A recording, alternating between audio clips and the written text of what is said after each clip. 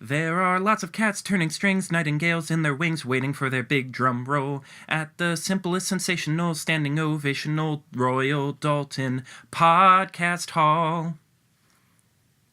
Is that what you were going for? Yeah, yep. Oh, okay. Nailed it. Nailed it. Give me my Oscar, please. That was, I think that was, like, the most, like, choreographed intro you've ever done, because typically, like, you don't have any real, like, reference in front of you. You just, like, go for it. But, you know, well, in my this one was a trial and error. Yeah, well, because there's a lot of music to choose from. Like, some of the other ones we've done, there's a lot of music, but usually there's, like, one song that stands out. Mm-hmm. Honestly, I'd have to go back and sit and really think about all the song numbers I've done. Like, this, I'm going to be honest, this was the hardest one to do since Last Jedi. And that was just difficult because I'm like, there's no music in this. No, yeah. I could just say the word podcast to the cadence of the Star Wars theme. Yeah, but you know, who would enjoy that? I'm proud of this. I'm going to stand my ground on this. It's okay. That's fine. I did my best. Yeah, that's all that counts. Yeah, I deserve some orange slices and a Gatorade. Exactly. For my hard work here. Welcome to the Disney Desk. I'm Carter. And I'm Sydney. And we've had a little bit of a Christmas hiatus. Yes. But Happy New Year, by the way. Oh, yeah. Happy New Year. First podcast of 2019. To ring in 2019. Wow. And to ring in this fantastical, wonderful Royal Dalton music year. Yeah. I'm going to crowbar that in. That's fine. We are doing... I feel like we've been dragging our feet on this one. Yeah, we definitely kind of dropped the ball with this one. Yeah. With getting it out in a timely fashion, because when did you see it? I saw it with you... Oh, that's right. Before Christmas or after Christmas? It must have been after, because I saw it on Christmas. And then you gushed about it. Yeah. And then when I said, okay, I'm going to go see it, you were like, we saw it the I'm next coming day. with you. Oh my God, you're right. That's you saw right. it 2 days in a row. I saw it 2 days in a row. I yes, forgot about that. But there are two films we saw this Christmas that are definitely worth talking about and fit our sort of wheelhouse. Right. And we're going to do one of them today because trying to do both of them in one day might actually kill us. Murder us? Yeah. We won't survive. And if you couldn't figure out by my bad singing and lack of a British accent, number one is Mary Poppins Returns. Yes. A sequel / like remastering sort of new addition to the Mary Poppins canon. Mm-hmm. Let's see. 54 years after the original. Jeez. That's actually a question I want to start with. Do you consider this one, like, in the camp of, like, Maleficent and Cinderella and Jungle Book as, like, in that camp of, like, quote-unquote live-action remakes? No. Because the original is live action as well. well. Okay. I mean, I just mean in the sense you know what of, I mean? like, yeah. I still don't. Yeah. You know what I mean? Like, because I see people putting Christopher Robin's in that camp. But that is slightly different because Winnie the Pooh is animated. Like, it's hard. That's tough because, like, I consider that whole live action category to be like Alice in Wonderland. Yeah. Maleficent. I consider those to be kind of more sci-fi-y in nature. Do you know what I mean? It feels... And Cinderella would be in that too. Yeah. But I don't know. Yeah, it's interesting because... I don't consider this one to be in that same group, though. Yeah. It feels completely different. Because, whereas, like, all of the other reboots, remakes, like, spiritual successors have been trying to recontextualize or reimagine it. This is clearly trying to capture the exact same magic and tone and energy. And this can't be, like, a remake. It really isn't a remake. It's just a continuation. Yeah, like...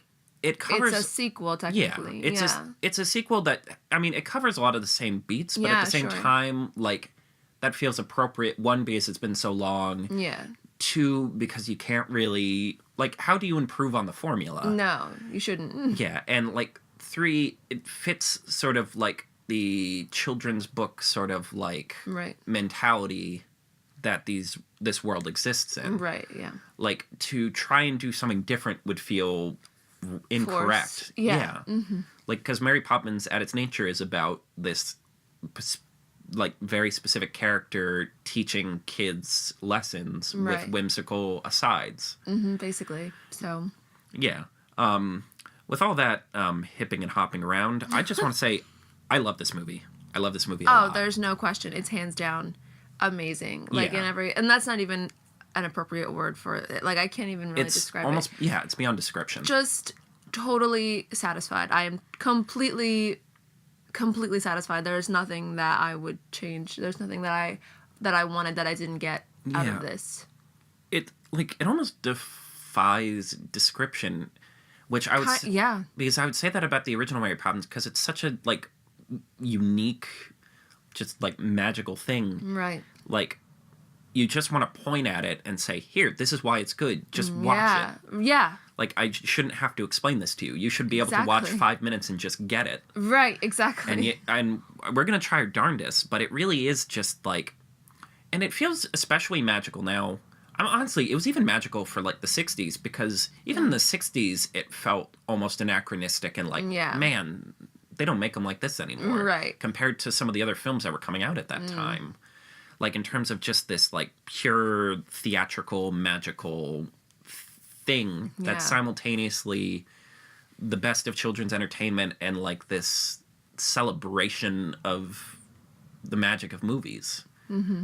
Like, it feels super special now because it's, like, they really don't make them like this anymore. Stuff like this just doesn't exist. Right.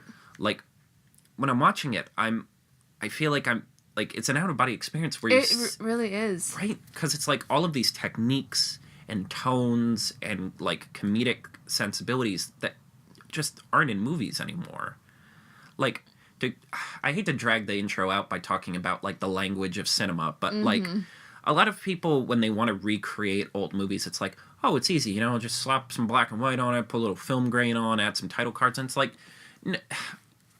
like, the very text of film is basically been transformed 100 times, but it's almost unidentifiable from early Hollywood. Mm-hmm. Like, not just, like, in terms of how people act, but in terms of, like, the pacing, how it's cut, how the camera moves, like the color palette, how sets are designed. Like, everything is different.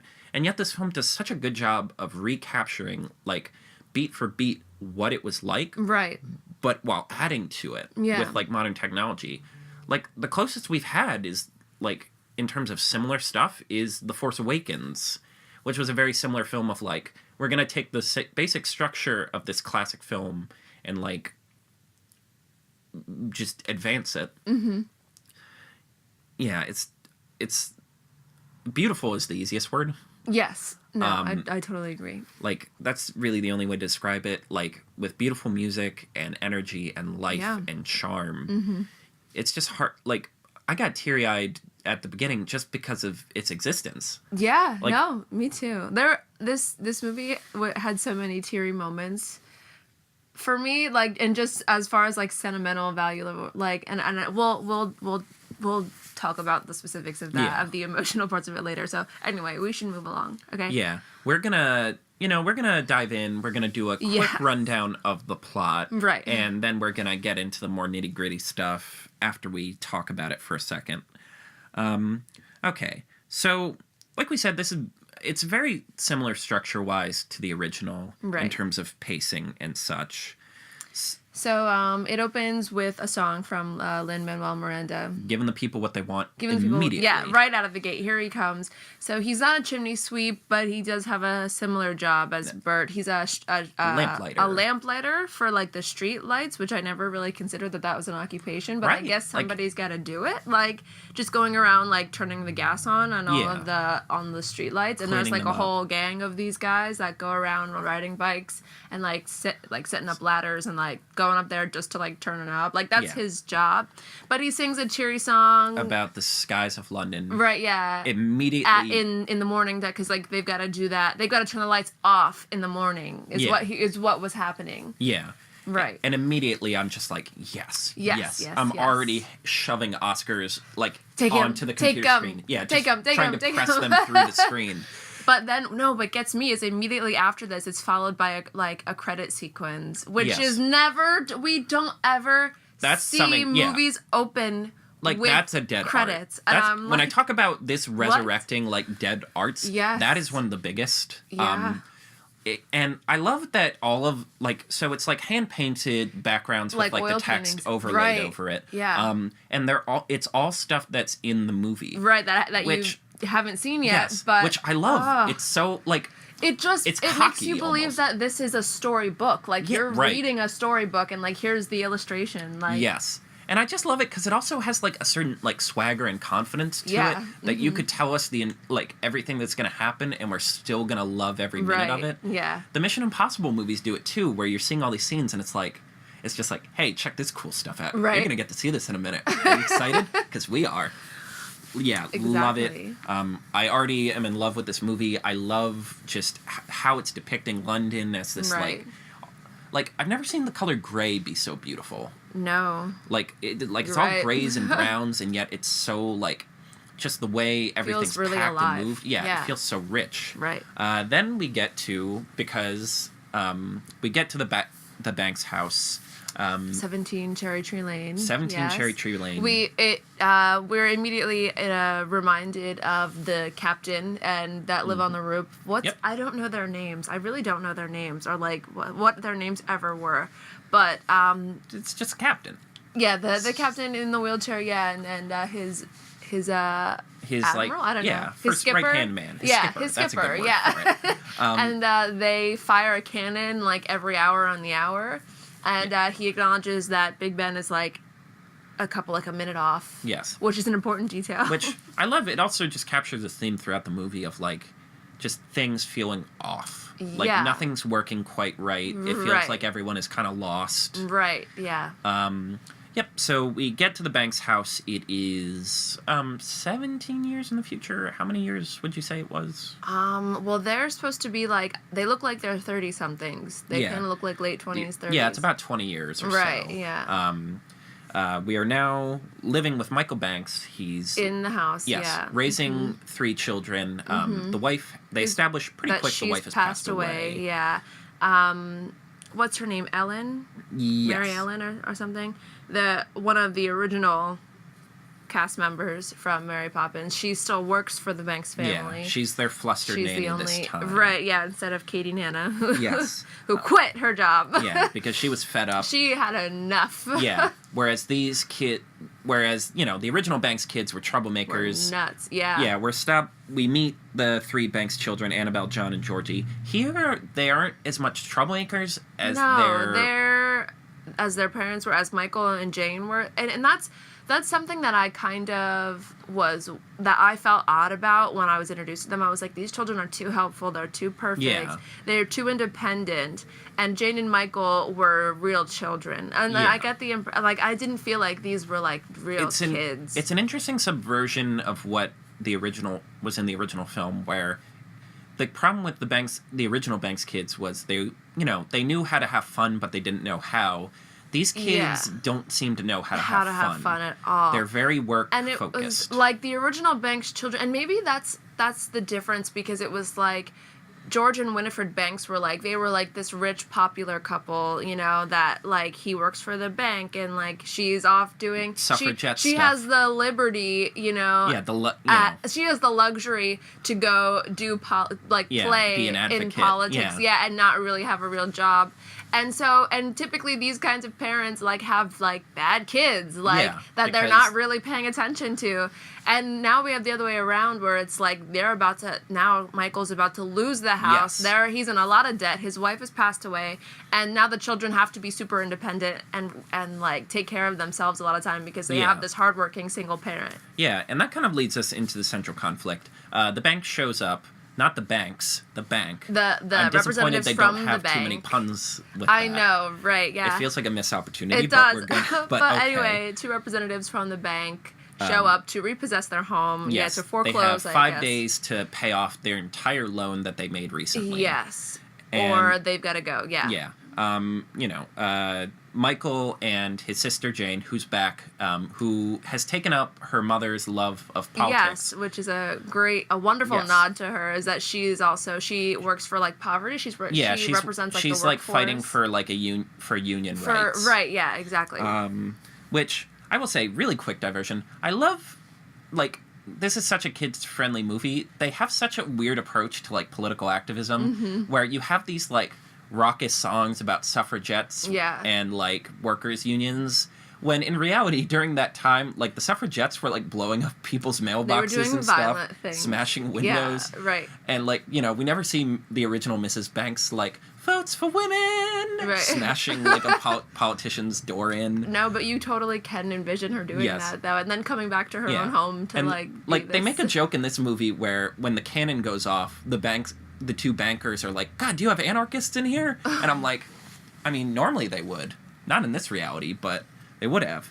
So, yes. So, the two bank's adults realize we need to figure out where our father's shares in the bank are. We'll just sell those. Right. Oh, yeah. Jane remembers that that they've got shares in the bank, and they're like, sure, just give us the paperwork and the... Yeah. Yes. And you're good to go. So that becomes the that's really what's like going on. That's the... I mean, it's the plot device that lets us have all the fun. That leads them... Right, exactly. They're looking for this deed. And then, so, Michael begins looking for that, crawling through all of the old stuff in the house. He sings a heartfelt song about his wife. Probably my favorite song in the movie, because it's just so genuine. Yeah. Just singing and reminiscing about sort of how everything's all wrong now, and wishing he knew where his wife was. Right, yeah. He finds the kite, which, you know, of course it's the kite. Because it's the iconic the same item. Kite with the Votes for Women tail on it. Mm-hmm. But, of course, as we establish, Michael, you know, doesn't know how to have fun He's anymore. a grown-up now. Yes. Yeah, that's much like the kids, thing, he had to grow up. Exactly. So he goes and throws the kite out, which... Georgie finds. Yes. And is like, but I'm keeping this. Yes. But as the kids go off to the grocery store, because they have to be the adults, because they're doing the grocery shopping. Because their dad is too, like, flustered to even think about groceries. Exactly. That kite just happens to catch a changing wind. Mm-hmm. And then Georgie decides to grab it, nearly gets sent through the air, which I'm like, man, this is a really strong wind. That kid still weighs like 30, 50 pounds. I know, but apparently the winds are strong enough. But if it's strong enough to push Mary Poppins through the air, I mean, like, it must be strong enough to take a little 8-year-old. Yes, and I love this scene. It's like adventurous, it's playful, Jack the music is suspenseful. Yeah, Lynn sees this kid, tries to help him down. Right. And then we get the big dramatic build-up. The reveal. The clouds part. Yes. And Mary Poppins is in the air. Just floats through the air, holding on to the kite that she caught. Yes.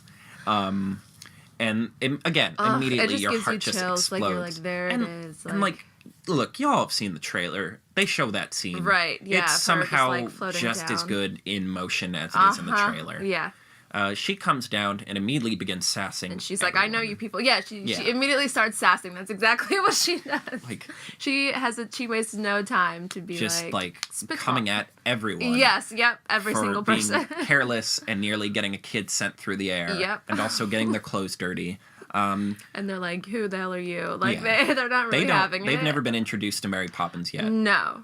Who is played by Emily Blunt, as we should add. Right. I do love, one thing I love is that immediately Lynn knows who this is, and it's giddy about it. Not just happy, he's like giddy that Mary Poppins has returned. And it was like, Bert, trademark, Bert also knew exactly who she was, and like, I have to wonder, like, what is the relationship between her and like this like bourgeoisie? Like, why do all of the chimney sweeps know? Yeah, why is the proletariat best friends with this bougie nanny? Yes, who can only be afforded by like the affluent. By the rich. Yeah, that's super weird. But it works so well because it just builds this, like, it builds the world up in the sense of like, oh, everyone knows who Mary Poppins is. Right. Like, how do you kids not know who she is? She's always around. Right. And I love that because it just the series works because it makes you believe that Mary Poppins is the most awesome person on the planet. Basically, yeah. And that is the easiest, simplest way. And of course everyone knows her. She's the John Wick of this universe. All you have to do is say the name and immediately everyone's eyes are like light up and they're like, oh yes. Right. Then.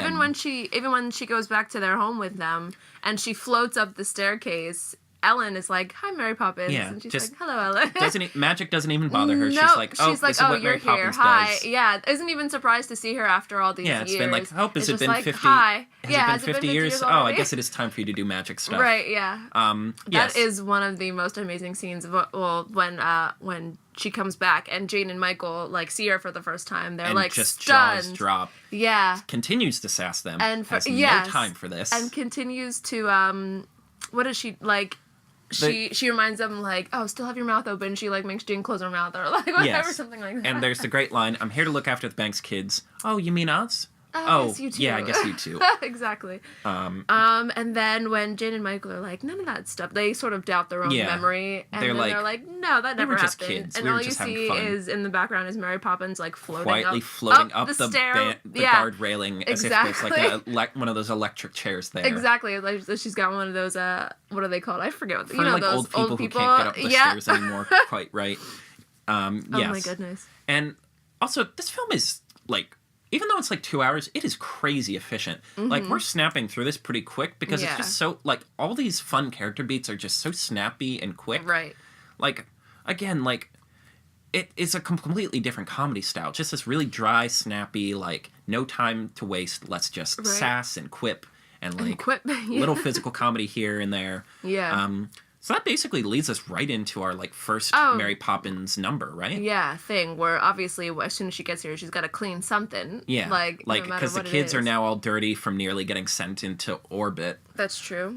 So she lights up the bath. Suddenly there's a dolphin in the bath, and these kids who, at this point, have been huffy about this, like, oh, we don't need a nanny, we can take care of ourselves, you weirdo. Exactly. Where did you even come from?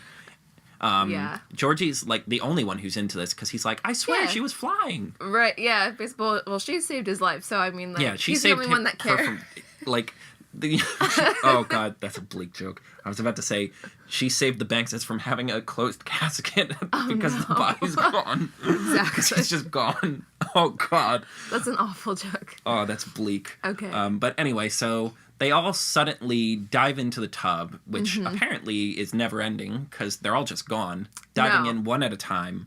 And this is what, like, I keep saying I've been, like, enraptured this whole movie, but the minute, like, I feel like the minute we're certain, like, oh, this is for real, this is, like, a worthy successor, is when Emily Blunt sits on the tub and goes, here we go, and then just dives backwards into that was, like, the tub scene for me is the part that got me. That was one of the parts that made me, like, really teary-eyed when I was like, oh my god, like, she's here, like, it's really you, like... And you sent me a really cool video about how they did this technically. Oh, right. Yeah. Lin-Manuel Miranda on Twitter, like, shared this behind-the-scenes video of how they filmed that tub scene, of specifically of the scene where she slides backwards into it. And it's really like a chute. Like, they built a chute, like, underneath the tub and with all these bubbles. And she actually sits in it and slides all the way down. It's not CGI. Yeah, she just falls through, like, the tub that has no bottom, and she, like, goes through, like, this slide. It's genuinely one of those incredible things I've seen. And, like, I feel like my catchphrase for this movie, if I was going to make a tagline for the review, would be, like, they don't make them like that anymore. Like, those are just, like, physical, tactical solutions like that. They just don't do that anymore. Yeah. Like, it's incredible. Then we get our first song, well, not our first song, but, like, our first Mary Poppins song. First Mary Poppins song, yeah. I believe it is called Imagination. Imagine?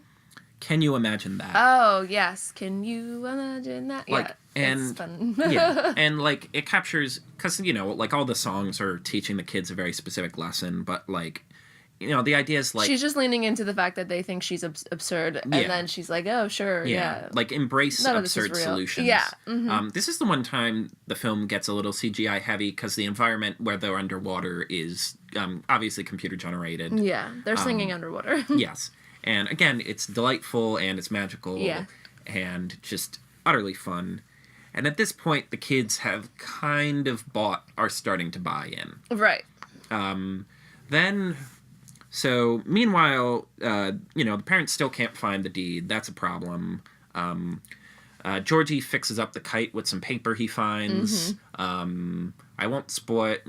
We'll talk about it later. Yeah, we'll talk about it later. You know, it just, if you're an adult who knows story structure, you can kind of see where that's going. What's happening, yeah. But the kids, now suddenly invigorated and excited, think, oh, what if we sold this priceless vase our mom had? Like, that could probably afford to save the house, right? But of course, when they're bickering over whether or not to do that, they break it. They break it, yeah. Which, okay, now they're being dumb kids. Yeah. Lynn shows up because, he's like, it's about time for him to show up. Yeah. It's like, Mary Poppins is here. This is where the action is. Right, I know how this works. So then... Long story short, they jump into the vase to fix it. Yes. This is... I'm going to geek out a little bit.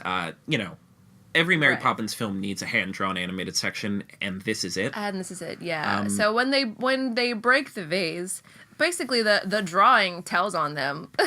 Yeah. When they're like, it was her, no, it was him. And then the horse, or I guess it's the driver. Yes. Who's like a hound dog. He's like a bloodhound. He's like it was all of them. They all broke it.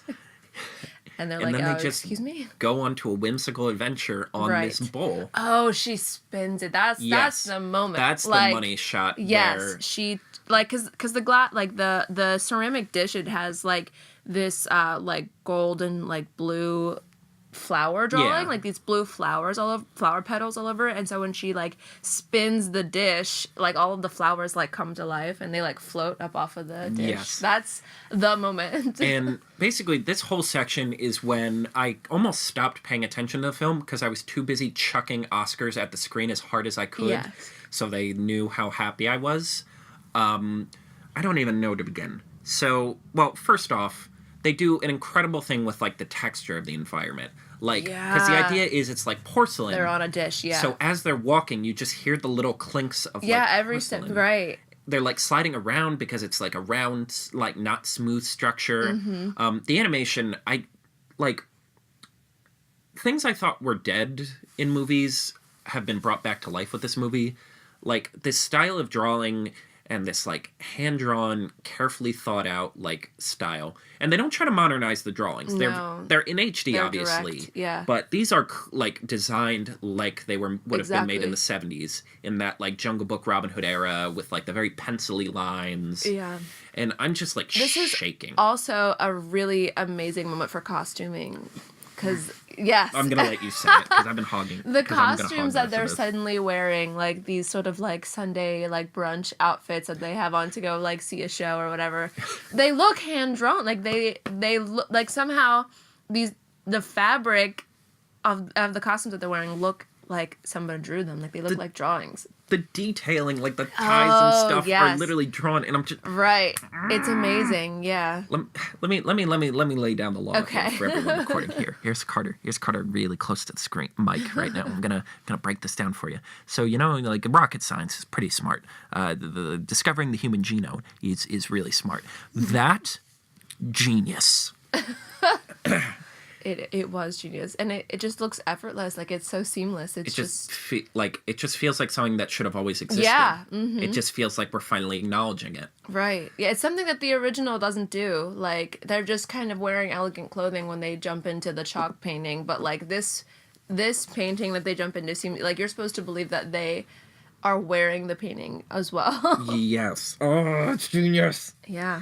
And everyone in the bowl even knows who Mary Poppins is, because of course they do. Yeah, because Mary Poppins transcends reality. Duh. She's a highly powerful conjuration wizard. Right. She knows everything. So that leads us into our next song. They're like, well, we're already here. Let's have some fun. We fixed the bowl.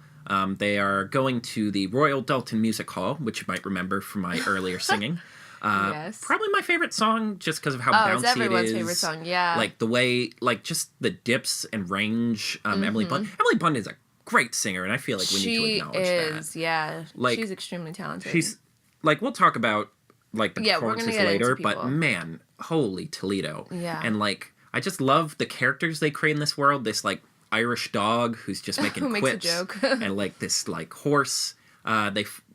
They're like, well, where's the music hall? She pulls out her umbrella. Umbrella turns into a music hall, and I'm just like, ta-da! Yeah. They meet the owner of this place, who's a wolf and a badger and a weasel, I guess. Yeah. Another sort of underground nocturnal, furry evil critter character. Yes. That you're supposed to believe is evil. Then we get into the actual hall, and of course, They're like, sing us a song, Mary come on, Poppins, Mary. please. And she's like, oh, no, I can't. And then she's like, D flat major, please. Yes. She cues the orchestra, and they just know her accompaniment. They just have her music queued up, ready to go. Ready. She makes a grand costume and wig change. And, she goes into telling a nice, lovely story. About how the cover is not the book. Yeah. Yeah, it's another fun song, like, don't judge a book by its cover. Basically. They're like, books are popping up onto the frame and, like, creating these gorgeous drawings. This is where Lin raps. And then this is where we get what we paid for. Yes. Lin-Manuel Miranda does his Lin-Manuel Miranda thing. Yes, because we weren't going to cast him. That's all we asked for. No, unless he did this. This is him demanding his Oscar. Exactly. And I'm literally, like, I have broken into a projection room and I'm, like, shoving them into the projector just because I'm like, this needs to happen. Give him his EGOT already, America. Exactly. It's time. It's time. It's just beautiful. Like, all of the songs are just so goddamn good. Yeah. Like, in terms of, like, they're perfectly cadenced. They're so snappy. Mm-hmm. And this is where things take an unexpected turn. Right. Georgie notices the wolf and the badger and the weasel. Yeah, they take... First of all, he brings his... little plushy giraffe animal with him. Yeah, and then they steal it. Yeah. They're, like, stealing all of this real-world stuff from the Banks' house. And they're, like... They are just like... Haha, you couldn't pay for the house, so now we steal all of your stuff. And we're gonna steal you! They, like, shove him. And, like, if I was crying about how beautiful the animation was before this, now I'm, like, hyperventilating on the ground and, like, foaming at the mouth. This part is fascinating. Because there's so many little things. Like, because the other two kids find out and they're like, hey, give us back our brother! And, the wolf starts running and he kicks up, like, animated dust. And, like, the lights on... He has this, like, crazy steampunk... like car with a little like wagon on it, and like he turns that on, and the way the lights flick on and like the way the smoke whips around the live action characters as it runs off, I'm just like, this is literally like nothing we've ever seen before in the field of this is revolutionary. Like, this has been a banner year for like pushing the animated field forward. Horse and Scott Irish Dog help out. We have this incredible chase sequence where like the effort it must have taken to map all of this out in terms of, like, where everyone is, how these kids... Like, and, we were a little hard on the kids earlier, but, like, to perform in this section, where you're working on basically nothing, is jaw-dropping. Mm-hmm. The wolf realizes he's been had and decides he grabs a shovel, slams it into the bowl, which causes it to start cracking. That's the other thing that's fascinating about this chase scene, is that it happens, like, on a tilt. Like, you actually feel... Yeah, like, you feel like this chase scene is happening on the edge of a bowl, like, of a literal bowl. Like, at this point, I've, like, left the theater. I'm booking a ticket to wherever Emily Blunt lives, just so I can, like, hand her the Oscar personally. I'm just, like, I've already planned my elaborate break into the Academy Awards to change all of the little envelopes to announce who won. Beautiful. So then they go tumbling out. An interesting point you made is it feels uncanny that, like, this beautiful animation sequence turns into, like, the dark horror section. Right. Yeah, at first I kind of had an issue with this, and I feel like I've sort of made peace with it, but I wanted all of the happy things to stay in this cartoon world, because that's kind of what what happens with the original movie was that it was like raining in real life. It was like a really dreary day, and like these kids were like their father kind of upset them. Like, I feel like he yelled at them or something happened, but then like they jump into this chalk painting and like they don't have to think about anything. You know what I mean? Right. So it's like, I wish that we weren't stressed out. You know what I mean? Like, but, and yeah, no, I definitely agree with that. It is uncanny, but at the same time, it's just so cool kind of seeing them do like dark animation. Because I'm like, I haven't seen anything like this from Disney since like, God, what, Sleepy Hollow, like a century ago? A century ago. And it ties into like the themes and like the lessons they're trying to learn. Right. Because while this is going on, the bank's adults go to the bank where they meet Colin Firth. I don't remember what his character name is. I just saw Colin Firth. Colin Firth, who cares? Yeah. He's a bad guy, by the way. Yeah. He's like, oh, don't worry, I'll just check the records, and if the records are here, then you don't need the paper. And he's like, oh, I can't seem to find them anywhere. LOL, but as they leave, LOL JK, it was there. They're right here. He tears it apart. And tosses it in the fireplace. Yeah, and he's like, give me all the records on the bank stuff. Because I want this house. Which is like, why? Because he's an evil corporate. Like, all right. Like, I mean, workers rise up. It's a beautiful home, but like, what are you going to do with it? Rise up, proletariat. Sure, okay. Eat the rich. But yeah, so then we get, so Mary Poppins is like, all right, kids, it's all right, because we have that, this is where we get, like, the dramatic song, because the kids are all stressed out. They're like, we lost our mom. We don't ask any more questions, and they come back to the bedroom, the nursery. And this is her lullaby that she sings to them, just like this is parallel to the original, her Stay Awake. It is, it's such a beautiful song. But it's the song is essentially about losing things, and that nothing that is lost is really go. Right. Yeah, that nothing that lost is truly lost at all, which like works on a couple different levels. Like it matches a lot of different themes, which I guess we'll talk about later. Yeah, but yeah. But no, yeah, it does capture... But really, it's about, like, them missing their mother and her kind of making this analogy that, like, she's not really lost. Yeah. She's somewhere, Don't let the loss of her physical presence cause you to lose who gone. You are and who she was. Mm-hmm. And, it just gets me. Then we have a quick diversion. They take the vase to go get fixed with, Right. Mary Poppins' cousin, who is Meryl Streep. I love there's just an army of witches just chilling in, like, London town. Family? Yeah. There's just a very powerful family of, like, supernatural people that the London government is too afraid to move in on. Yeah. Because they don't want to get turned into frogs. Exactly. If I was going to say any part of this, like, I feel like this film is perfect in every way it needs to, but I'm like, this is the one scene where I'm kind of like, this is fine. It's fine, and I don't have issue with it. But I also wasn't dying to need it. It's just another fun song. It's just another fun song. It's a fun character. This is the first person to ever, like, kind of oppose Mary Poppins. Yes, the only one who refers to her as just Mary. It's very important. She is Mary Poppins. Yes, Cousin Mary. And everyone respects that except her. Yeah, except for this lady, yeah. Yeah, perfectly fine song. Like, the idea is she's, like, every other Tuesday she can't use her powers right. Every second Wednesday. Yes. She, like, loses the ability everything goes to do topsy-turvy right. or whatever they call it. She has a name for it.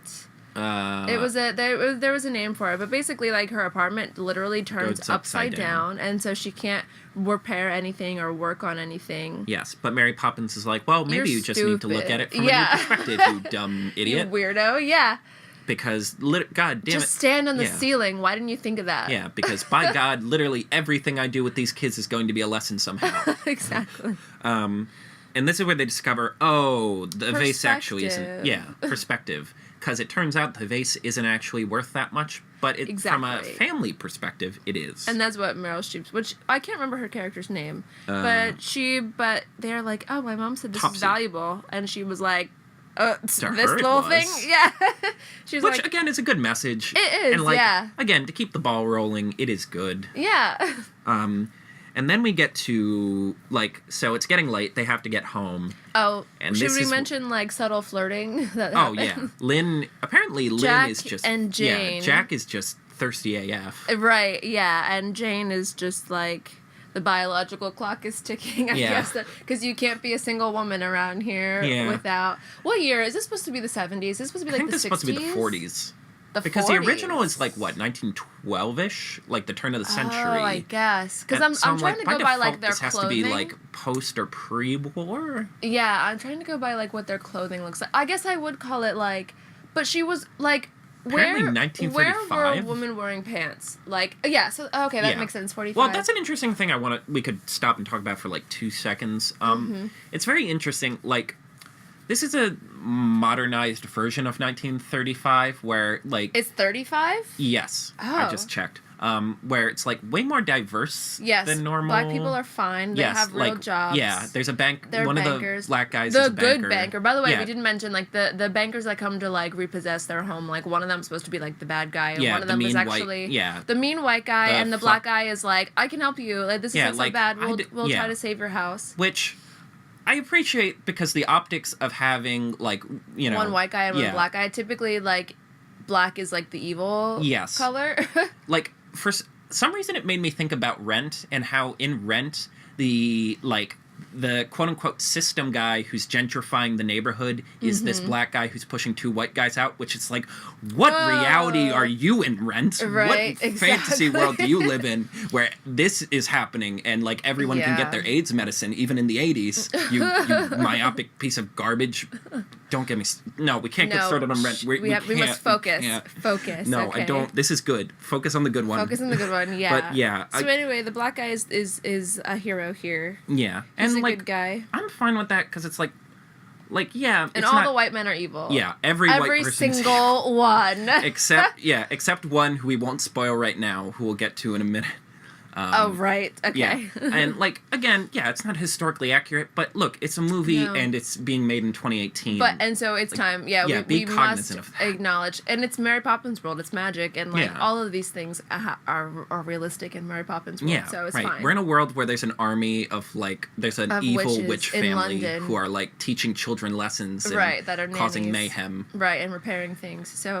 Who apparently have a cool relationship with the government. So there can be a successful black banker as well as that woman. Yeah. She's the other black character that gets, like, a speaking role. But there's, like... And a Puerto Rican lamplighter who, like, leads them. There's also lots of, like... I saw a lot of interracial, like, couples, too, in the background. That you could assume are couples, like, in the park scenes and, like, things like that. So there's that. And it's like, it's fine. Like, again, it's totally fine, yeah. Like, imagine the world being better. Like, just be better. Right. All right, moving right along. So anyway, that leads us to... Jane and Jack, like, ride off on a bicycle, and then, so now, here it comes. Wait, what happens next? We get to the lamplighter We get to the lamplighter bit, this is the part where I am, like, standing up and, like, leaping towards, like, the screen. Like, this is one where I'm so, like... This gets me going. Like, this is just too much. Because it delivers, like, the most iconic reveal that ever happens. Like, because it's, like, we're walking along, and the kids are like, "You stupid witch, we're lost." Yeah, you dumb witch. You can conjure things from the ether, but you can't master basic directions in a city. Home. And she's like, "Are you sure we're lost?" And then they're like, yeah. So then somehow they're, like, going through these tunnels in London and all these, like, cobblestone streets or whatever. I don't know. Yeah. And then we arrive on the scene.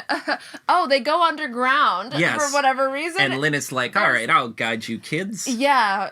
And then it's just like, none of these details are important. This is the part that's important. It's like, we come to this, like, clearing, this, like, park clearing where there's all of these, like, lamps. And you just see, like, silhouettes. Like, oh my goodness. This is the part that gets me, that it's like, you don't need any context. It's like, you just know who these people are. You just know what's about to happen. And it's just all of these, like, dancers.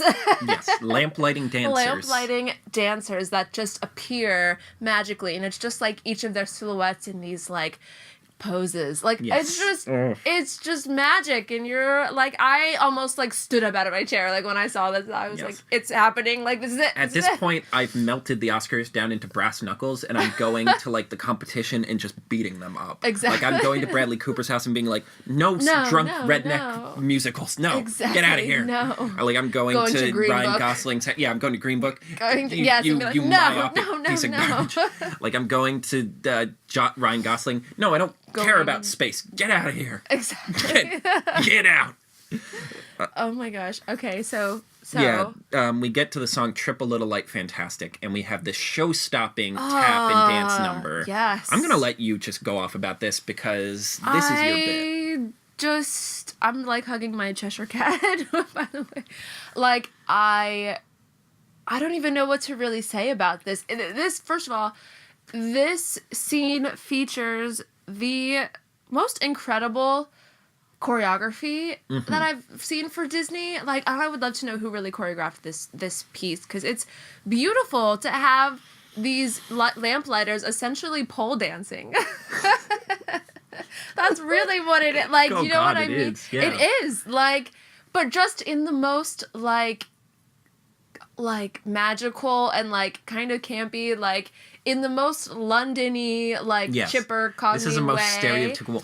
Like, if you thought the chimney sweeps in the first one were Camp London, no, you have not seen Camp London yet. Camp London. Yeah, these lamplighters, essentially pole dancing, like, but it's just like amazing, beautiful choreography that is like really simple. Nothing crazy is done in this movie. Sort of does away with the acrobatics of the first one, but sort of replaces it with like genuine dancing and like genuinely talented dancers. And then, like, here's how they sort of bring it into, like, 2018 by, like, introducing BMX. Yeah. Like, because, like... people are doing, like, bike stunts. All of the lamplighters, like, throughout the movie, like, kind of travel, like, by bike or whatever. And that's sort of, like, Jack's, like, vehicle of choice. And then, all of a sudden, like, just these bikers, like... and you just see this, arsenal, like, of bikers, like, just, like, riding up, and all you see is, like, the headlights, like, on each bike, like, it's just, like, the lights traveling through, and then, like, these bikers are just, like, biking off of everything, like, like, just, like, have set up these, like, half-pipe things somehow. Oh, it's good. And, like... and that should feel stupid. Like, it shouldn't feel right. It should feel like it's crowbarring stuff in, but it just feels, like, logical. It's like, yeah, this is right. This makes sense. And, like, that's I felt like that was part of its, like, modern, like, here it is. Yeah. It's arrived in 2018. This is how we create it. Again. Yeah.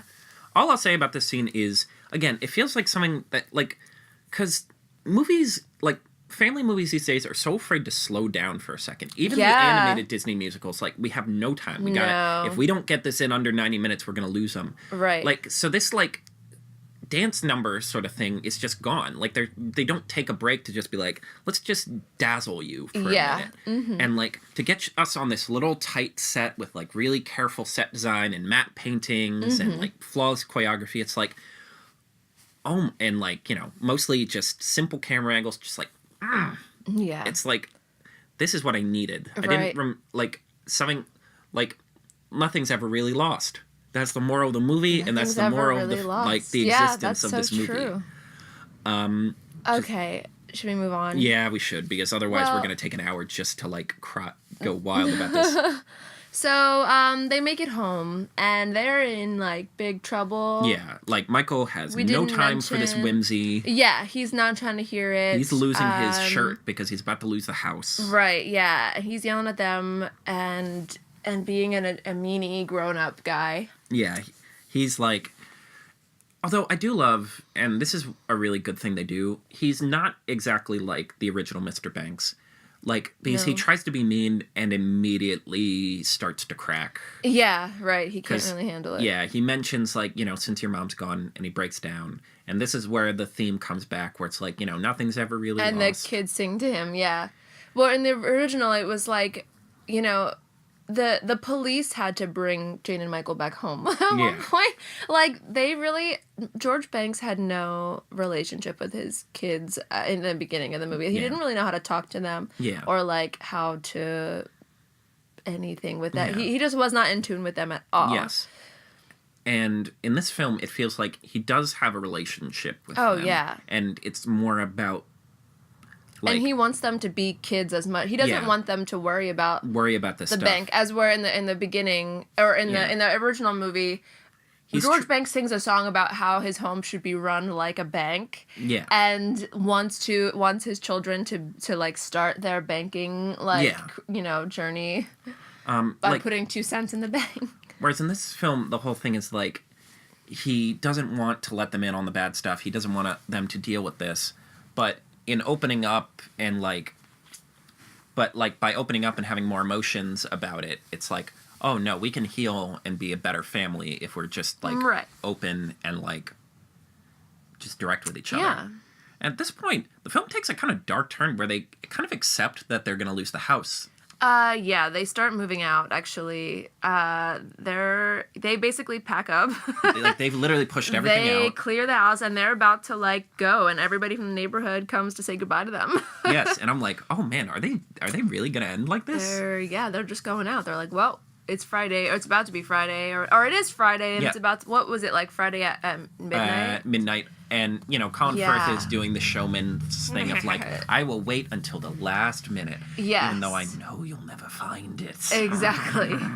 So, anyway, they've come to terms with it, and they kind of have a good attitude about it, Yeah, they're not too even sad. If they're like, if they're gone from this place, it's still in their hearts. They have their family. Yeah, exactly. And then Georgie is being a little boy is like, oh, I forgot my kite, which is like, we moved this whole house out and you left a kite in the house somewhere. Isn't that the first thing you get? My mom would like pop me upside down. Isn't that like, honestly, like, my mom would be like, well, it's going to have to stay there. Yeah, honestly, I guess, like. Well, great news, new Cup family, you have a kite. Right, exactly, yeah. Have a broken ass kite. He goes back into the house to get his kite, brings it outside, and they have a look at it. Yeah, Michael takes a closer look at this kite. And, what do we know? Oh, it turns out the paper he used was the bill kite. The whole time. He cut up the bank bill. Yeah, the bank bill, which, like, I would be in so much trouble if I cut up a bank bill. But, like, why? Like, I don't know who's really at fault here, because it's like, did they really keep this bank bill in a box full of other loose papers that just got taken out to the garbage? Like, what other documents were thrown out? Like, I want to roll my eyes at the scene, but again, it works in this very kid logic. Like, I imagine for the younger kids watching this, that's going to be like this awesome twist. Right. And again, it ties in with the theme so well, because it's like, Michael has to learn to, like, open up and have fun again. And it turns out he had been using this bank bill as, like, a sketching piece of paper, so he drew the family on it. Yeah. So by acknowledging his artistic side and, like, embracing his kidness, he finds what he needed the whole time. Wow. And it's like, oh, no, but we'll never make it to the bank now. It's too late. It's time for a crazy solution. Yeah. Because, again, the theme Mary of this Poppins is like, says, bet, let's get on this bike and go. Like, she's like, I'm sorry. What is the title of this movie again? No, I just need to hear you say that's it. right. Mary Poppins Returns. Returns. Oh, yeah, so let's get this done. So that gets us into, like, our dramatic final act, like, save the day scene. Where all of the lamplighters help Jack and Mary save the day. Because they realize they need to stop time. So their solution, climb up Big Ben. So the lamplighters all, like, combine their ladders. Yes.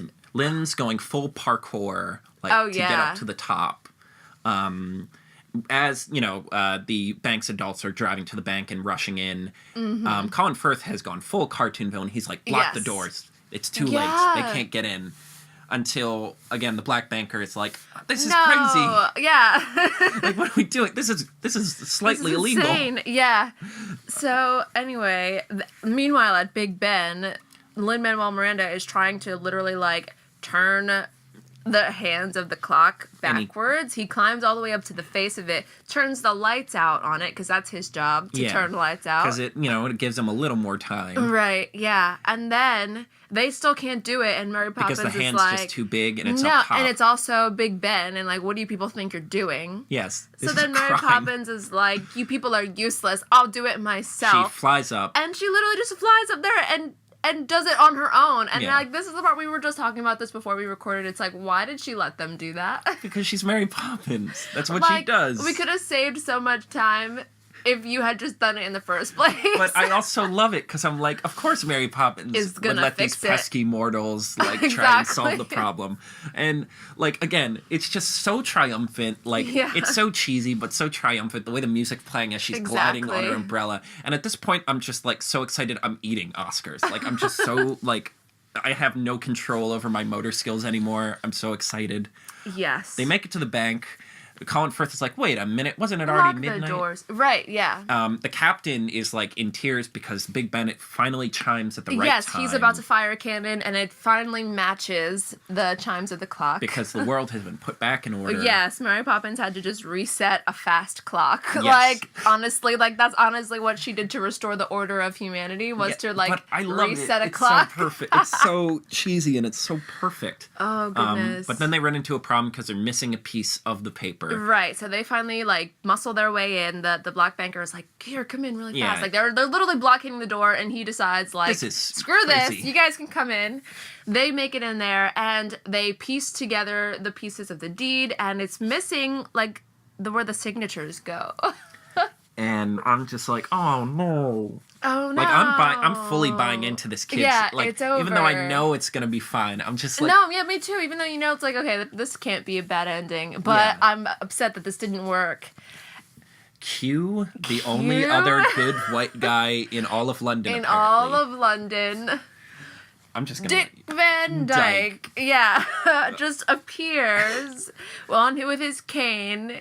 I love how, do you want to know, what the condition of Dick Van Dyke, is in real life? Is that he has to act like an old man. Oh. That's who Dick Van Dyke is as a person. He's got to act like he's an old, decrepit man. I wish I knew how old he really was today. But no, you could never catch him with a cane. But no. He would rather die than be caught with a cane. Exactly. But what we talk about earlier is that the nephew of, the original banker, when George Banks was, still working there, is now, the president or whatever. Yeah. I don't know.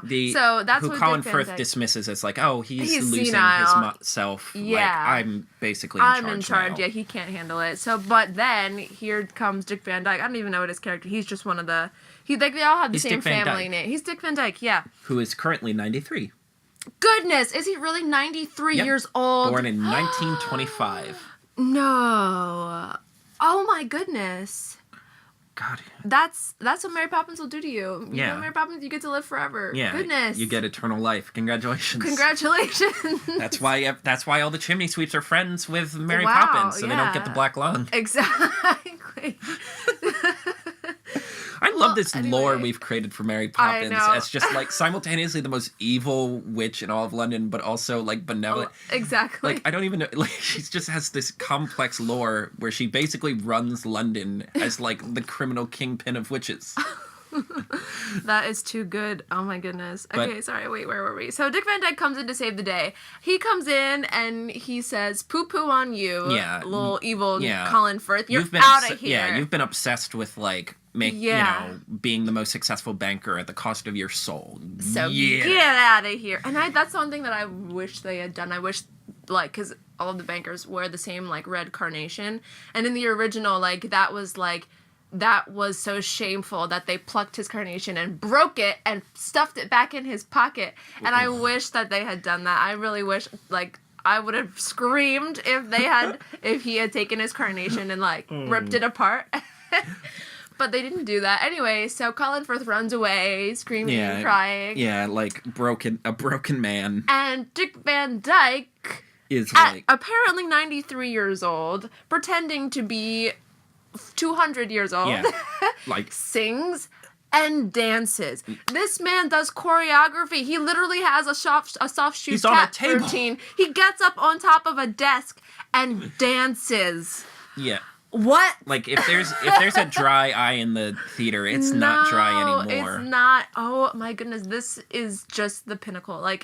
What even? How? It's just the perfect way to end this film because it's we don't make stars like that anymore. There's no movie stars like him anymore. No. And for him to just come in and just be let me remind you who's how in this show charge used here. to go. Yes. How this business called show used to be run. Exactly. And yeah. So anyway, it's revealed that the tuppence that Michael had that he was going to give to the bird lady as a child that George Banks snatched out of his hands. Oh no, it wasn't really George Banks. It was actually the banker, the original banker that was give me that money. Which is why would you take 2 cents from a child? Yeah, that's the most petty crime. I know. That's somehow more petty than stealing candy because at least you can eat candy. Exactly. And but apparently 50 or how many ever years ago, 20 years ago when that happened, those have been in an account in the bank and they've built up so much interest that it is enough to cover the house 10 times over. The debt of the house. He's literally tell you what, just keep the bonds. Yeah. I know you're good people. You're good. You're good for it. You can have your house back. Don't worry about it. Yeah. And he gets a job at the bank too, I believe. So like, is that what happens? Yeah, I believe they mentioned that briefly. It's a very small subplot. Well, because he was already a teller at the bank. Yeah, but I think they're like, we're gonna move you up. Yeah, your dad was one. Like, that's the weird part.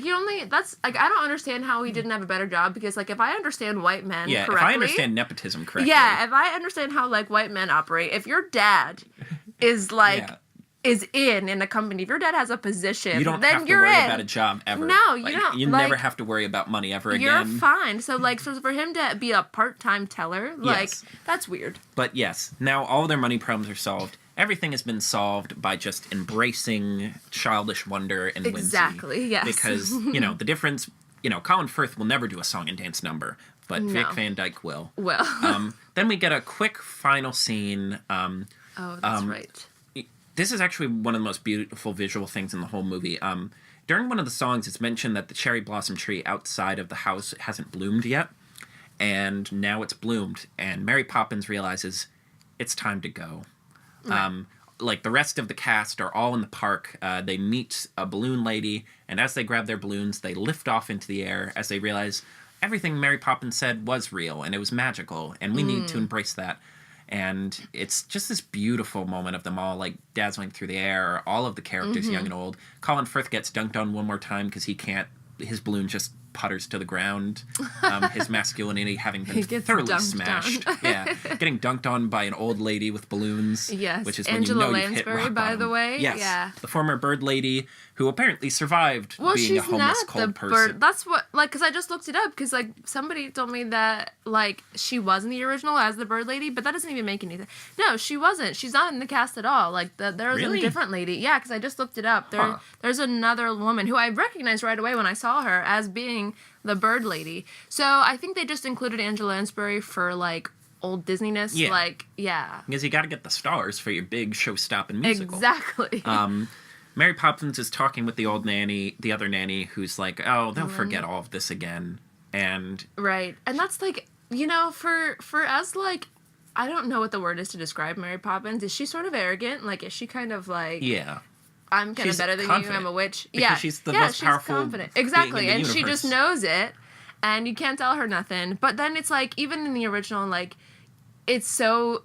fascinating to see, like, sadness on her, and it's like, because she always gives this ellipsis, it's like, oh, like, I'm here until I don't have to be here anymore, and I'm just gonna leave, and I won't say goodbye, and, like, that'll just be it, and you'll have to get over it, and you'll be fine. But then it's like, even in the original, on these moments where she's, like, saying goodbye, like, you can tell, you can feel this, like, and she doesn't even really get to say goodbye to them in this She never one. does, no. And it's just, it's this beautiful moment where she's just like, well, I'll come back someday when they need me. And she flies away as we reach the credits.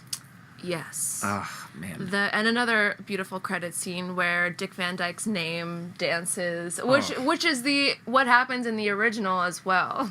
It's at that point, it's just doing a touchdown dance. Yeah, basically. Oh, yeah, that's its end zone dance. Goddamn touchdown dance. Yeah, it is. Like, oh, we made one of the most iconic children's films of all time. Let's do it again. Yeah. Like, it isn't even a big deal. And, like, I don't know if you remember this detail from, I don't know, this wasn't even in Saving Mr. Banks, but I do remember this detail reading, like, I don't know if I read it somewhere, or if I saw it in, like, an interview with Walt Disney, where, like, he needed, he demanded Dick Van Dyke and Julie Andrews and put off production for a year so she could have a baby. Really? Yeah, like, she was like, that's interesting. I would love to bring do that this. Up in Saving Mr. Banks. That would have been an interesting... she was like, I would love to do this movie except I'm pregnant, and then he was like, that's fine. Yeah, it's all right. I've waited how long to make this? I can wait another year. He's like, that's okay. I don't know how many more years I got, but I get, the smoking's going to get me, but I might as well hang out. I'll hang out for another few years. Yeah, I can spare another year so you can have your child. That's fine. Just be ready, Yeah. exactly 1 year from now. Okay. But it was worth it, apparently. Yes. So. And that's, oh, God, what a beautiful film. And there it is. Oof. Well, it's a little brisker than most of our descriptions. Yeah, I think we got through that in good time. Yeah, but so we're just going to go through a couple different ideas and topics, just kind of talking about, like, the more nitty-gritty parts of the film. Right. First things first, the cast. Yes. Which, this has to be the most thankless job in Hollywood. Oh, yeah. Recreating some of the most iconic characters and stars, like, that our medium has ever seen. And, like, I kind of discussed it briefly, the idea that there isn't really a quote-unquote movie star anymore. Like, it's more about the role. No, yeah. Like, those classical, like, yeah, there's still people who are on the top of the poster, Right. but it's not, like, the same. No, and this is something that I brought up when we were watching this.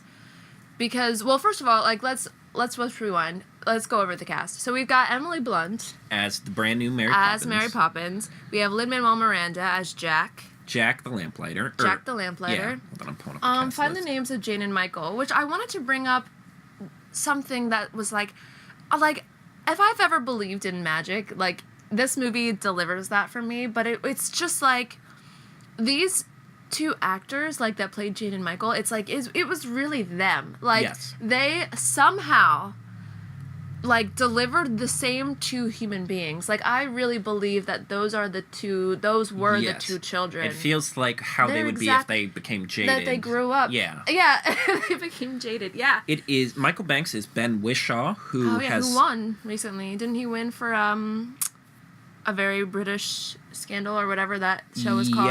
Yes, he was in that. He's also been in I'm Not There, Bright Star, Cloud Atlas, which is one of my favorite films of all time. Oh, he's Q in the most recent James Bond films. Oh. He's Paddington the Bear, because apparently those Paddington movies are the best thing ever. Apparently. And Emily Mortimer was Jane Banks. She was amazing. I loved yes. her. I just love her face. Like, I think she's great. She's a very, like, yeah, she just, like, is a very reassuring presence. She does, yeah. She did a voice in Howl's Moving Castle, Lars and the Real Girl. She was in Hugo. Which, man, that was 7 years ago. I'm so old and in the way. Yes, they, beautiful recreations of these characters. Yeah. Let's see. Dick Van Dyke returns. Dick Van Dyke. The same actress who plays Ellen. Lovely to see her. Great. And, like, I don't know. I think her presence just helps. Totally. Like, yeah. Because it's such a different comedy style than a lot of movies these days. Mm-hmm. Like, these movies are so weird in that they're a very Americanized version of, like, British sensibilities. That's what I said about the children. Like, when you're first introduced to the children, I was like, this is like stereotypical, like, what we think of British people as being like. That is one of the few places where it kind of, like, grinds a little bit, where otherwise it's pretty smooth. Right. And, we're not poo-pooing on the kids. They do a great job. We like them. It's a very difficult job, and they do a great job with it. It is just... And a part of it's the roles they're given, I guess. Asks them to be more like, oh, we're British. We have no emotion. We're British, yeah. I'll take care of everything. Don't worry. Colin Firth as William bad guy. Wilkins. Yes, as bad guy.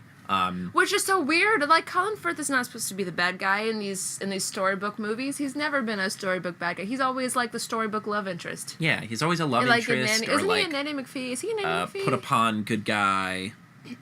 Yeah, this exactly. Is why we have Wikipedia. He's always, like, the storybook... Yeah, like British good guy love interest, like, marry our widowed mother, please. Like, the baddest he's ever been is in, The Kingsman, where he's just very violent. Where he's still technically the good guy, but he also kills a lot of people. Is he in Nanny McPhee? I don't know. I probably made that up. I'm not seeing... Oh, he was, as Cedric Brown. Awesome. Okay.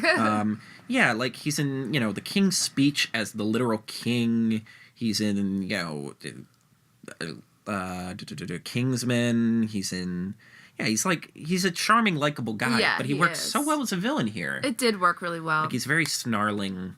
Also, the whole point... I forgot to mention this during the animated sequence, but the idea of, like, the wolf turning out to be a bad guy is, like, he is the wolf in real life. Right. Like, he has a very similar, like, look. I'm pretty sure he voiced the animated wolf, too. Probably did, yeah. Yeah, great voice. Oh, Meryl Streep.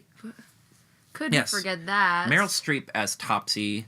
Topsy, the witch cousin. Yes, of the other Poppins. evil, the other, like... The other witch in London. Secret witch. They were cousins, yeah. Yes. And then just a lot of other... smaller roles. Right. I guess those are the big ones. Yeah. Yeah, like, I don't know. I like Meryl Streep, but... I liked this for her, I wasn't mad at it. It works as, like, sort of the showy, like, another showy star cameo role. Yeah. I will say, and I guess we'll talk about this a little bit, too, I can't fight the feeling that originally this role was for Julie Andrews. Really? Because... Okay, so I guess we can just address this right now. Julie Andrews does not appear in the movie. No. She does not get a cameo. And I was, like, so wishing, and I like, sat even to see, like, maybe there's a post-credit, like, scene. But even if it wasn't, like, an actual scene, or just them, like, sitting together, like, as one of those, like, hey, thanks for coming to the movie. Right, things. Exactly. No, but it's, like... We talked about this a little bit, too, that it's, like, Mary Poppins is supposed to be, like, this ageless, like, existing eternally thing. And so if we acknowledge Julie Andrews, then we, like, have to somehow acknowledge that she's a different person now. Yes. That she is a job description that somebody else has filled. And, like, that's not who she is. She's a person that exists, like, that transcends time. Yes. Julie Andrews, I think, did talk about this a little bit. Because she is in a movie this Christmas, but it's Aquaman. Mm-hmm. In Aquaman, she is basically the Kraken. She is a giant cockney... I don't want to turn this into an Aquaman podcast, but Aquaman is effing wild. It is a weird movie. They reference something called the Brine Kingdom, and then 5 minutes later, there's a fight between the Atlanteans and an army of crab people, and one of them's getting pinned down and yelling, "The brine will never submit to your rule." And then Julie Andrews is a very cockney squid monster. Wow. All right. Yes, let's anyway, not do that. So her explanation was, it's a wild film. I don't even know where to begin with that. But Julie Andrews apparently was very candid about, they offered me an opportunity to be in it, and I decided not to because I didn't want to basically steal the show spotlight. And it would steal the show. And it's difficult to accept that because, you want her in this because it makes you feel like she gave it her blessing. Right, yeah. But if she's mature enough, if she's enough of a professional to feel like this would have been distracting, then and it would have. I feel like that is her blessing. Right. Like, I am okay with someone else being Mary Poppins. Yeah. Because I would have walked out if I saw her. Like, if she made a cameo, I wouldn't have watched the rest of it. I would have been like, I'm done. That's what we were here for. Yeah. And also because, there's been a lot of talk, and you actually explained this to me, that Julie Andrews' singing voice has been that she doesn't sing anymore. No, yeah. She had a procedure done on her throat. I don't exactly remember the ailment or what happened, if she had, like, vocal nodes or something that kind of happens. I've seen it happen to singers before. I once had a music teacher who had the same issue. I don't know if it was like a cancer or something, but it happened relatively early in her career. I guess when she was like late 30s, this sort of happened to her. But she never sang again. She can't really sing anymore. She jokes that, like, I do a mean old man river, but, like, she has this very low, hoarse voice now. She doesn't sing anymore, which is, like, just incredible because it's like she arguably had the most beautiful voice anyone has ever had. Like, if there could be someone with a perfect voice, it was Julie Andrews, and that was like, but it's so amazing that she was able to have a career in spite of that. Yeah. I feel like it would have been too upsetting if she couldn't sing in the movie. Like, everyone else is singing, and one of the most iconic singers film has ever seen can't. Mm-hmm. It would have just been a downer. Yeah, especially since Dick Van Dyke sings. But yes. Yeah, which is what, thank God. Thank God for that. That is what we needed, just to really bring this home. But, the conversation that we had leaving the theater is, like, when I was watching this for, like, the second time, because we saw it when it was my second time watching this, was, like, this movie, when we had this conversation, like, who is this movie for? And I sort of was thinking about two different aspects of this, of, like, Julie Andrews is, like, extremely important to me in, like, my life. Yes. Like, I adore her and look up to her so much, but she's been present in my life since I was a small child. Yeah. Like, I was born in a Disney household, and, like, I was born watching Mary Poppins. My mom watched Mary Poppins her entire life, too. Like, what did we say? It came out in 1964? Yeah. My mom was born in 1968. Like, it was she had been present in, like, over how many generations of people. And I also grew up watching Sound of Music. And then when I was, like, a tween, in, like, elementary, middle school, Princess Diaries was big, and she was in that. And it's like, do children have actors to cling to. Like, do children have exactly these people in their lives anymore like we did? Like, I think not. And even like Dick Van Dyke, like I don't know, like I really can't speak for anybody else, but like I used to watch the Dick Van Dyke Show like as a kid, but I kind of I was sort of had like a niche childhood of I grew up watching old things like that, but like to watch like the Dick Van Dyke Show and then to see Mary Poppins, my mom and I used to watch Diagnosis Murder every night. So like he's always been like present like in your life, and it's like, do actors have careers like that anymore where like you grow like with children or like with like the same audience and like and their children like forever? I just don't think so. No, do children feel attached to actors anymore? I mean, the only one I can even think maybe is Robert Downey Jr. Yeah. But that's that's just for Iron Man. Yeah. And within the next 10 years, somebody else is going to be playing Iron Man, and kids are going to be fine with that. Right. Like, they've already lived to see 3 different Spider-Man. It's not as much about the actor anymore, but the role. Right. Especially when we're in such an adaptation-heavy, like, era. That's what, like, even just having Dick Van Dyke feels almost anachronistic in this, like, magical way. If Julie Andrews was in that, too, it just would have been so... Yeah, it would have been weird. Yeah. Like, it just would have, like, really captured a weird, like, disconnect between what acting was and what acting is in terms of, like, the golden Hollywood standard. Mm-hmm.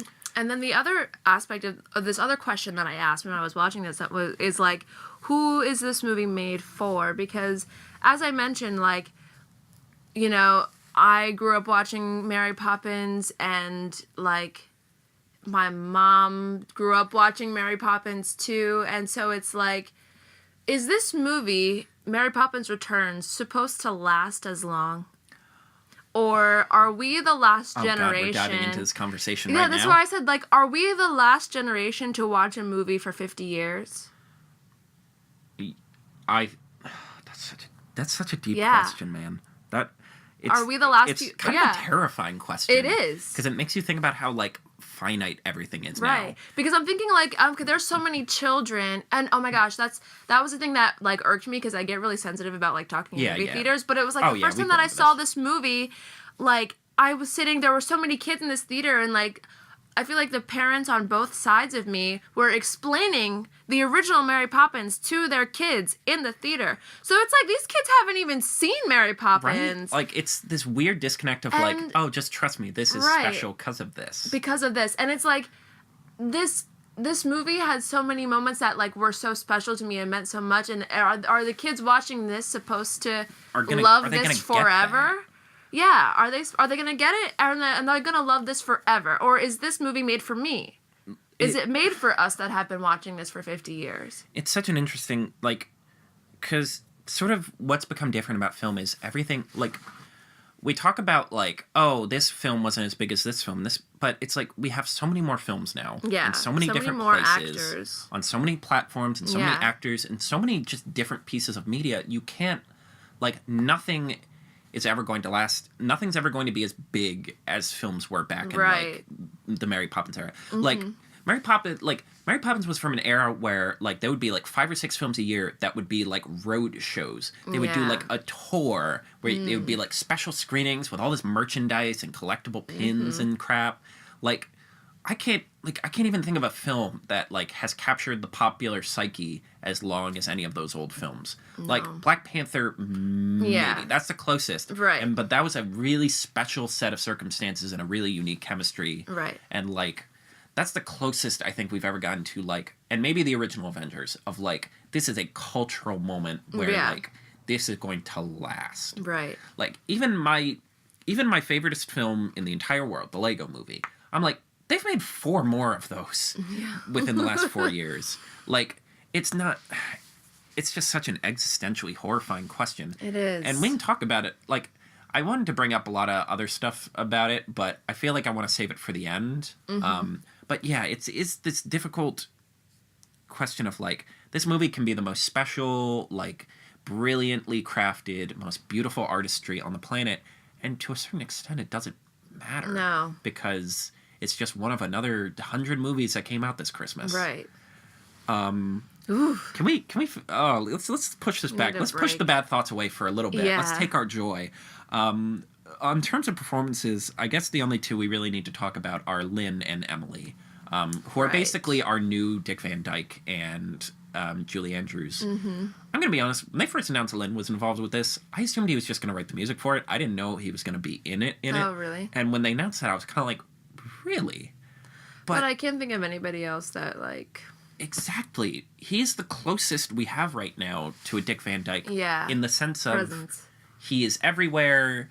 He does everything. He can do literally anything you ask of him. Yeah. He can sing, he can dance, he can act, he can write. Yeah. He can be thoughtful. Mm-hmm. And, like, he also captures, like, how you become... If we have anyone, like, a Golden Age actor in terms of, like, presence, it's him because he knows how to do everything and also has such a good presence. Yeah. Like, he's always somewhere. Yeah. He's always talking about something. Right. He's politically active. Yeah. He's always on social media. Mm-hmm. He always has something thoughtful to say to add to the social discourse. Yeah.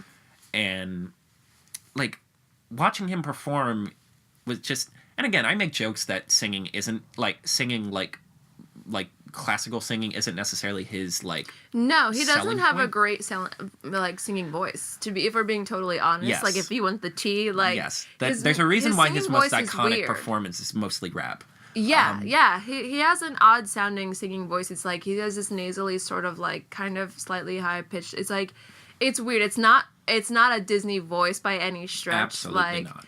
Yeah, so... And yet... And it's fine. Yeah. It's great, actually. And yet, watching him... You're just watching him steal everybody's lunch. Yeah. Like, because he's just such a good performer. He does it in Moana. Yes. Like, I forgot that he even sang in Moana until I watched it. Yes, I watched it 2 days ago, and I was listening to, like, the We Know the Way part where, like, that vision. And then all of a sudden, like, the voices changed, like, from, like, in universe ones to, like, voice whatever. Actors. Yeah. And I was like, well, that's it. I forget that you sing on this. Whoa. Like, that scared me. Yeah. I was like, oh my god, I forgot that he's even in this. Because he's the best example, and even, I feel like it's a little bit true about Dick Van Dyke. It's more about the performance as opposed to the actual quality of the singing voice, where he just sells it so hard. Yeah. And he goes so hard, and he has such a, like, great sense of, like, presence and, like, performance that you just get enraptured. Yeah. Like, it really is, like, watching him just gets you excited. Right. And, like, he knows what songs he's good at, and, like, what he can do best. He has such a great sense of, like, classical musical. Yeah. Like, people talk about how revolutionary Hamilton is and how, like, unorthodox it is, but for me, I'm like, other than rapping, it's very classical. Yeah. Because he's a theater geek. He knows, like, he can talk about any musical, he can break down it piece by piece into its analytical qualities, and that's great. That's why Hamilton feels so special, because it's simultaneously fresh but classical. Right. Like... Whereas, like, I always talk about, like, if you want to talk about films that break the mold, or musicals that break the mold, Great Comet is just weird and, like, nothing you've seen before. But, yeah, you know, as weird as it is, I couldn't have thought of anyone better for this than Lynn, because if you're bringing back the classical musical, you gotta bring in the classic music guy. Right, yeah. Which leads us to Emily Blunt. Emily Blunt. Oh, jeez. You know, perfection. Yeah. Like, and there were moments where I felt like you could close your eyes and it just sounded like Julie Andrews. Yeah. Like, and it's, I don't know how to explain. This was another, like, magic thing for me, too, watching this. But, like, this was a moment where, like, I got teary-eyed. And it's such a, like, a weird part to be sentimental, but it's when, and I've told you this before, like, when she first gets to the house and she's, like, setting up the bathtub, she's, like, throwing things in the bath. And then she, like, pulls an umbrella out of the sink. And I, like, found myself crying. And I was like, it's her. Yeah. Like, it's you. Like, it's really you. Like, oh, my God. Like, I feel like I know this person. Yes. Do you know what I mean? I'm like, oh, my God, it's her. Like, it's Mary Poppins. Like, for real. It makes you feel like Mary Poppins it's like... We usually associate Mary Poppins with Julie Andrews, but it makes you feel like at some point Mary Poppins was alive, or that she's been adapted thousands of times, and this is just another pitch perfect, like, recreation of it. Yeah. For me, that's when she's looking in the mirror, walks away, and her reflection smirking. Where you're just like, oh, she's got this. She's got this. She's doing it. She's doing the thing. Like, Like, at this point, I'm just, like, punching people with Oscars because I've lost control of my, like, sanity. Oh my goodness. But she it's effortless. It's beautiful. She delivers a great performance, and it's just so natural. It just feels it feels like one of the most, like, triumphant performances of the year. Yeah. Because of, like, the expectations and the challenge of just doing all of this. Mm-hmm. And yet she does it, and it feels like it's just second nature. Yeah. The only thing in terms of comparing her to Julie Andrews, which I really don't want to do, because I feel like that's not fun for either actor. She's a pinch snarkier, I feel like. But that might also be because her voice is a little lower. So maybe, like, no, but she definitely is sassier for sure. But it also makes sense in the logic of this universe because it's like these kids didn't learn their damn lesson. They gotta come back. Like, here I come. Gotta go find a kite. How many years later? Yeah. So it makes sense. It makes sense. No, she is totally, like, much sassier. But I also feel like in 2018, that's the kind of, like, woman that we need. Like, you know what I like, or that's the kind of woman that we've become accustomed to. Is someone like that that's got, like, a snapback for everything. Like, And, like, again, it continues to feel in line with the character and the books and, like, this vision of, like, the ultimate nanny. I think, oh God, what was the joke I made right after we watched it?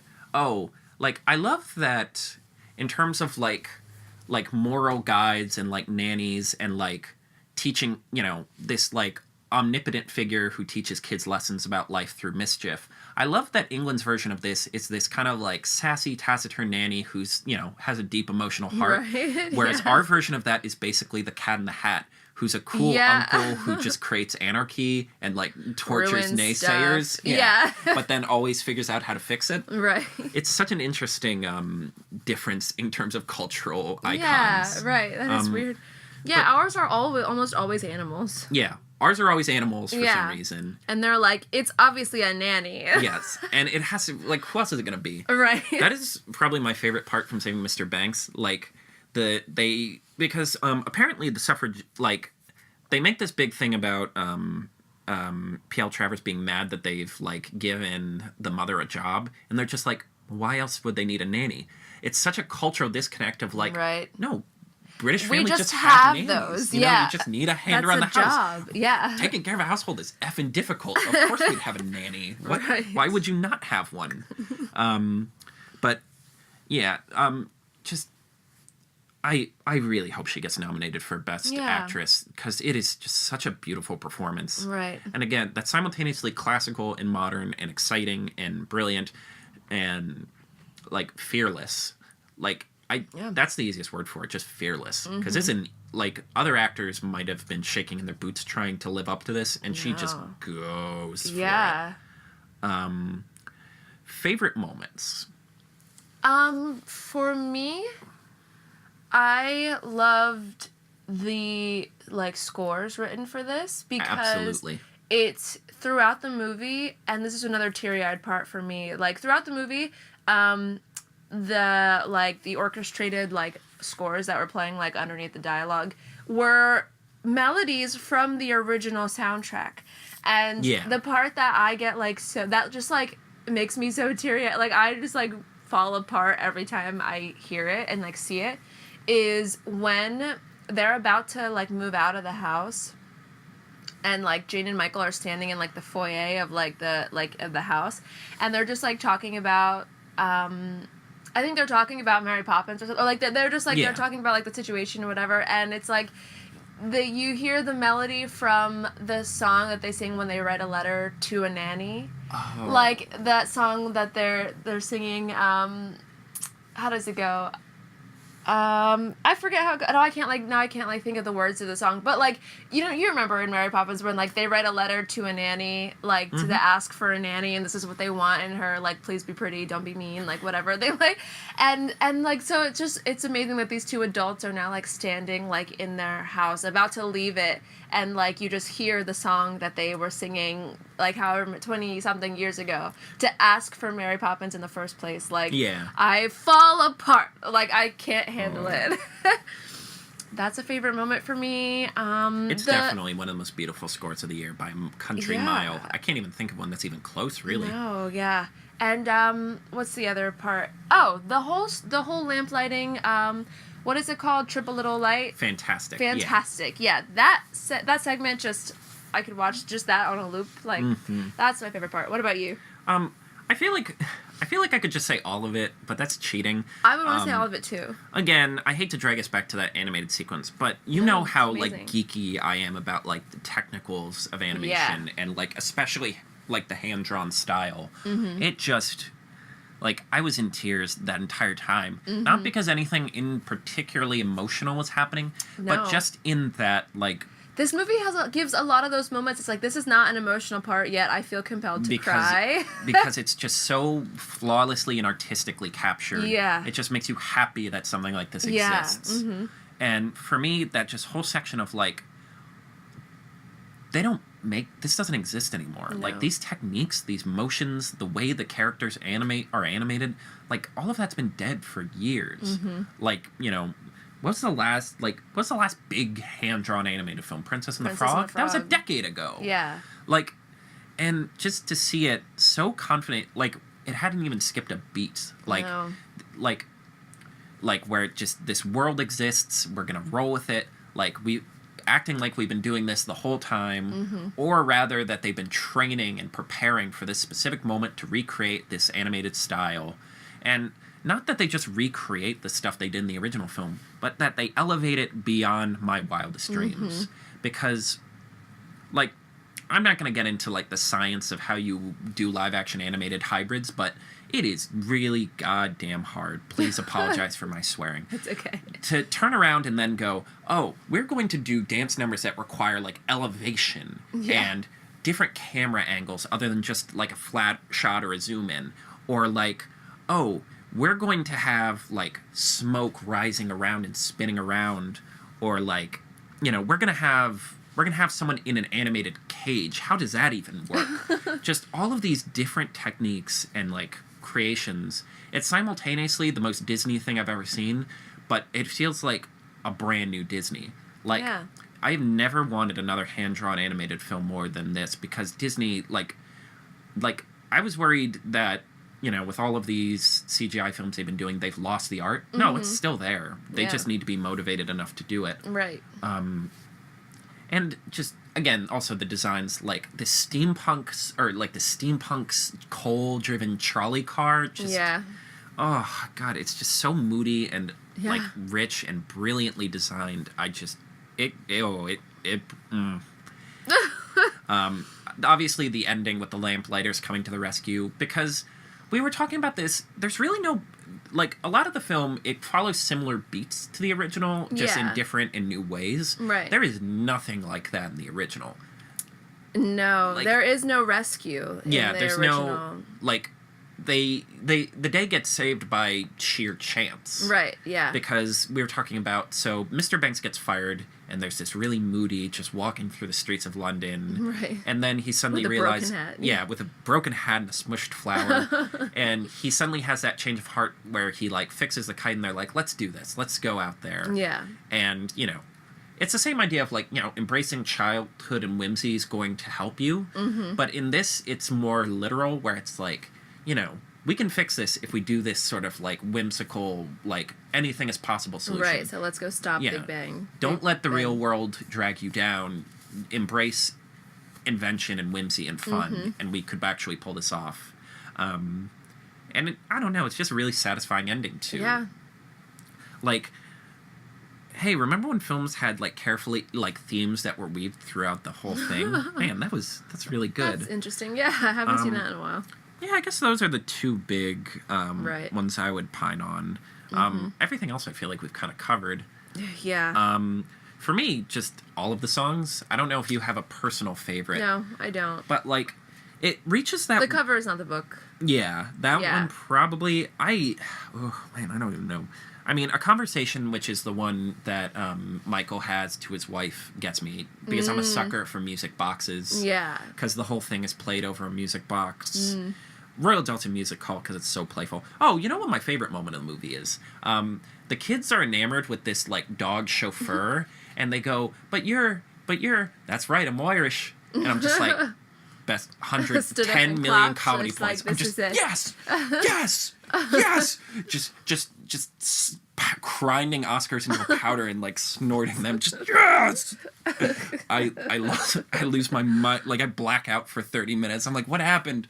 Why am I covered in melted gold?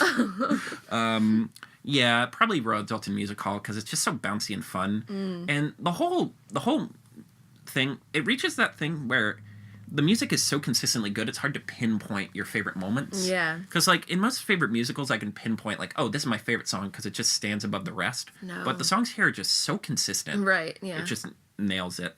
Mm-hmm. And, like, I guess the last couple things, unless you have another moment you want to bring up. No. Just the original and just by extension, again, we were talking about, like, who is this for? We got to bring back the bad stuff. Say. The happy pill wore off. We got to face reality. Who is this movie for? I can't say. I don't know because I'm afraid that this might be lost on children that are watching it right now. Yeah.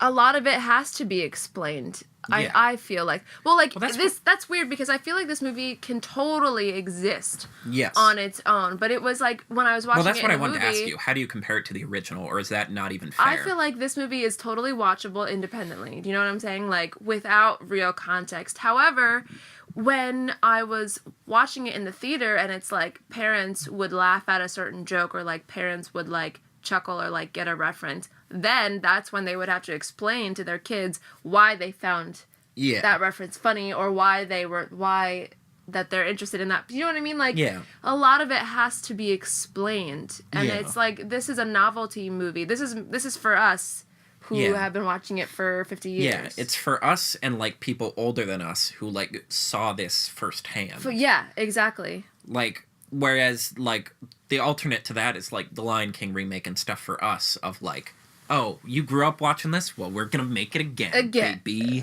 Exactly. Yeah. Like, because I talk about, like, this resurrects something in Hollywood that was dead, but also that's going to hurt it because, like, again, like, this pace of comedy, this energy, this tone, like, kids' movies aren't this anymore. No, not at all. And it's kind of running into some trouble. Like, it got good reviews. I feel like I found a lot of critics like, oh, well, it's not as good as the first one. I'm like, well, don't evaluate. That's not a fair comparison. What do you mean? That doesn't even make any sense. Yeah, and I'm like, people are like, yeah, it's too much like the original. I'm like, yeah, it's too much like the original, but with like fresher, like, so? Yeah, right. Yeah, why is that a bad see why thing? It matters, yeah. Like, it's not like the That's quality exactly dipped. what we wanted, yeah. It still has great acting, and it still has great performances. It was the same thing with Force Awakens, where people are like, oh, it's just A New Hope again. I'm like, yeah, it's A New Hope, but with, like, you know, slightly more confident actors and, like, I don't know, really even better choreography and, like, yeah, maybe it's not as fresh in your brain, but that shouldn't, I don't know, like, I don't value originality as much as I value just execution. Right, yeah. Like, like, I know we all bemoan remakes and reboots and adaptations, but we shouldn't let that, like, blind us from just flawless execution. Right. And one of the big problems is, like, Hollywood is very different in the sense that just there's so much more coming out now. I feel like it's going to get lost in the shuffle. It will. Like, it's not doing as well in the awards season as I thought it was. I thought it was going to be a shoo-in for, like, Best Actor, Best Supporting, or Best Actress, Best Supporting Actor, or Lead, depending on how they promote Lynn. Right. I thought it was going to be nominated for Best Song, Best Score. I thought it was going to get a Best Picture nomination, honestly, you know? Not so sure. Just because it's getting lost in the shuffle. Yeah. And it came out the same weekend, in terms of box office stuff as... Hold on, let me...